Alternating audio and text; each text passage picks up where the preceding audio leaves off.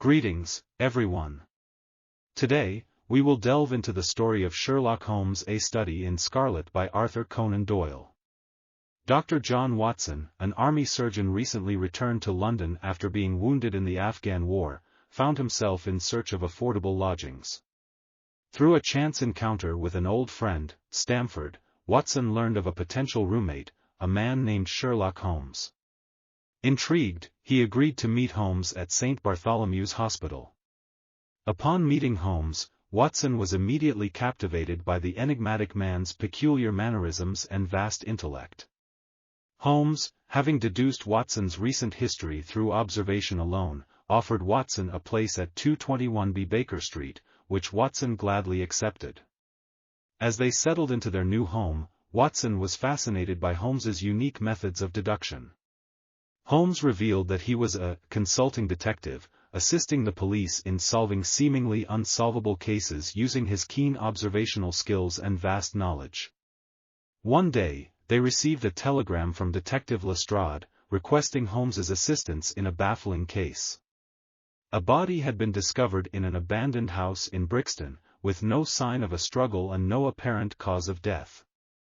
Holmes, eager to exercise his skills, invited Watson to accompany him to the crime scene.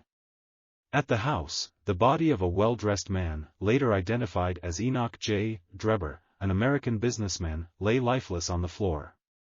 The word "rake" was scrawled on the wall in blood. The police assumed it was a clue left by the murderer. However, Holmes immediately deduced it was a mere distraction.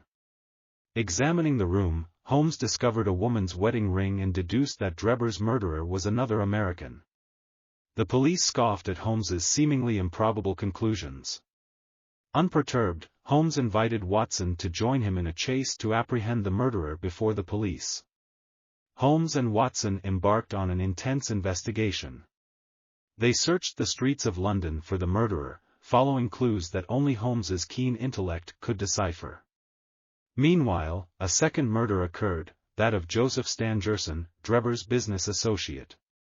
Holmes discovered a unique pill near Drebber's body and a similar pill near Stangerson's body.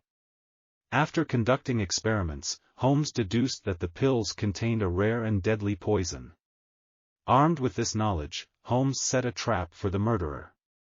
Holmes devised a plan to use the wedding ring as bait, placing an advertisement in the newspaper announcing its discovery.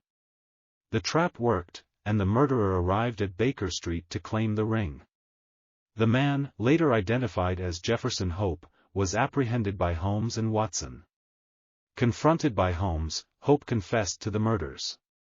He revealed that Drebber and Stangerson were responsible for the death of a woman named Lucy Ferrier, the love of Hope's life.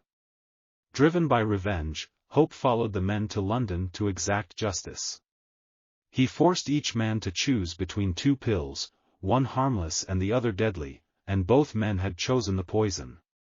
Hope, suffering from a terminal illness, died in his cell before he could be brought to trial.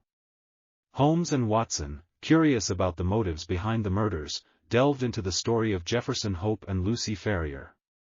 They discovered a manuscript detailing a tragic tale set in the American West.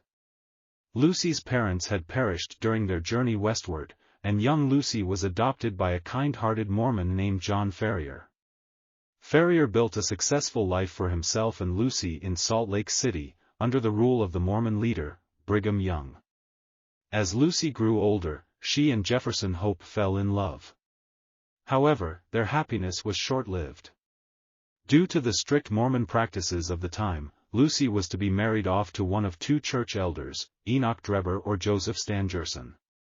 John Ferrier, unwilling to see Lucy's happiness destroyed, defied the church's demands.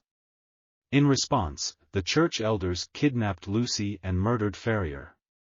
A heartbroken Hope vowed to avenge their deaths. Hope pursued Drebber and Stangerson across America, doggedly tracking them to London. By the time Hope found them, Lucy had died, leaving him with nothing but a burning desire for vengeance. He concocted the plan to poison them, ensuring they faced the same terrifying choice that had been forced upon Lucy.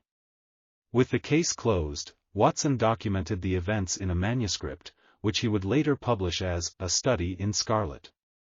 The tale of Sherlock Holmes and Dr. John Watson captivated the public, and Holmes's reputation as a master detective was cemented. Though Watson was initially skeptical of Holmes's methods, he had become a steadfast admirer and loyal friend. Together, they would embark on countless adventures, solving the most baffling cases and cementing their place in the annals of detective history.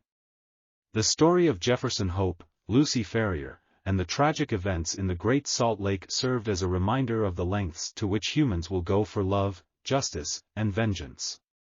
As for Sherlock Holmes and Dr. John Watson, their partnership marked the beginning of a legendary friendship and a series of extraordinary investigations, forever changing the world of detective fiction.